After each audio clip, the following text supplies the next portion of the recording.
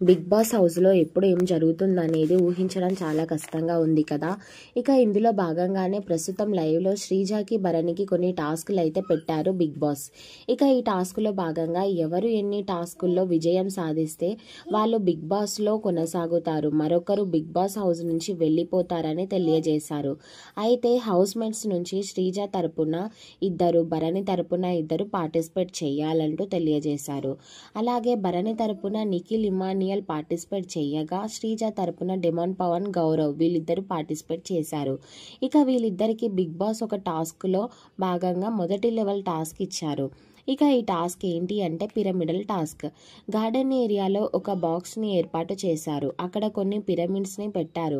ఎవరైతే అక్కడ ఉన్న పిరమిడ్స్ని అన్నీ ఒక పిరమిడ్గా కడతారో వాళ్ళు విజయం సాధించినట్టు బిగ్ బాస్ తెలియజేశారు. ఇక ఇందులో భాగంగా భరణి టీంలో నిఖిల్, ఇమానియల్, భరణి మొదటి టాస్క్లో విజయం సాధించారు. మరి మొత్తానికి బిగ్ బాస్ పెట్టిన మొదటి టాస్క్లో భరణి విజయం సాధించడంపై మీరేమంటారు అనేది కామెంట్ చేయండి.